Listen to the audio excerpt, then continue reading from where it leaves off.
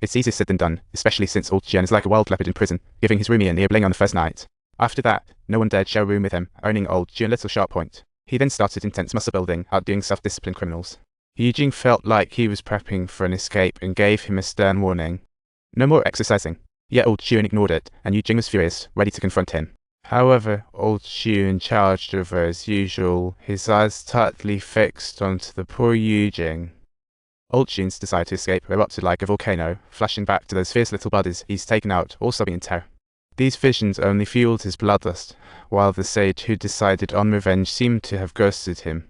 Taizé thought he was living a high life far away, starting fresh, but 3 years zipped by without a word. Taizé repeatedly prompted old Jian to spill on Jing's whereabouts, but old Jian kept his lips sealed tighter than a clam. He figured that clinging to the secret would keep Taizé under his thumb. Little did he know, a bloody crisis was sneaking up on him. The infamous gang leader Wu Yongxi was invited out while heading to the club, and the lady with him saw the whole show. But that guy was so quick, the lady couldn't even catch a glimpse of his mug. Once Wu Yongxi was out of the picture, the second-in-command Dao Yu jumped in to claim the throne of the underworld. The police suspected Dao Yu was the mastermind, so Taizé decided to give him a little friendship check-up. Don't you ever look in the mirror? Dude, hanging with the boss gives me street smarts, I ain't no fool. How could I mess up? One slip could turn it into a whole fiasco. Is your bond with the brothers truly just that straightforward?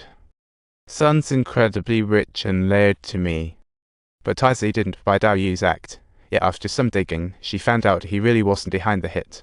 The case stalled, so Taizé started unraveling it with Wu Yongxi, only to find her missing brother-in-law Sheng Xian causing trouble at the funeral CCTV.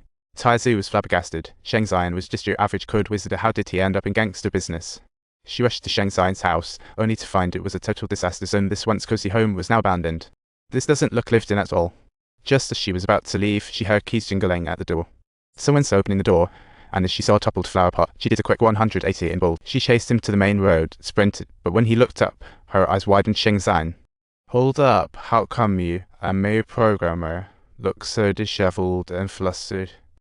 But before she could even pose the question, Sheng Xian had already scaled the wall in an instant like a seasoned professional.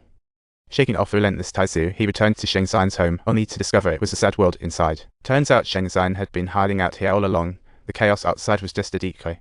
But this past 3 years for Sheng Xian has been hell on earth, with his table covered in deep scratches. Each mark a reminder of sleepless nights pining for his family, vowing to hunt down old Jian.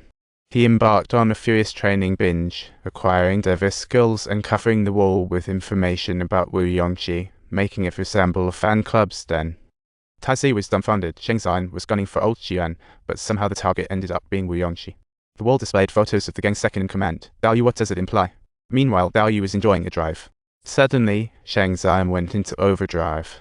He charged at Dao Yu's car with abandon, aiming to turn him into mincemeat, but his tire blew out, and the car refused to budge. Dao Yu's goons swooped in, smashing Sheng Xian's car like they were at a demolition derby. Before long, they smashed the windows, effectively making it a sieve, and dragged Sheng Xian out. Though Sheng Xian was muscles on muscles, 20-plus burly men pummeling him was a fair fight, and he was about to get a bruising. Suddenly, a gunshot echoed in the air. Taizé had arrived just in time. The gangsters freaked out and bolted, with Sheng Xian slipping away in the chaos. Things were getting more tangled. Taizé wondered why Sheng Xian was targeting gang leaders, so back to the investigation she went. Turns out, she learned from an old member that Wu Yongxi and Dao Yu were part of the Weir family club with the former boss, Song Mingju. 5 years ago, though, they backstabbed Song Mingju, ratting him out for crimes galore. With undeniable solid evidence, Song Mingju was sentenced to death, whereas Wu Yongxi seized all the remaining territories. With a motive to kill Wu Yongxi, Taizé rushed to see Song Mingju, and indeed, he couldn't hide his delight upon hearing the news. But when he caught Taizé watching, he quickly wiped the grin off his face. You look even better than me, being of the same surname. We must be close, right? Song Mingju was clearly pretending, as Taizé probed whether he ordered Sheng Xian to off Wu Yongxi. He claimed he was powerless now. No one would risk it for nobody like him. Besides, the prison visit log showed no one had been to see him since he went in, so he had almost zero contact with the outside world. How could he connect with Sheng Xian?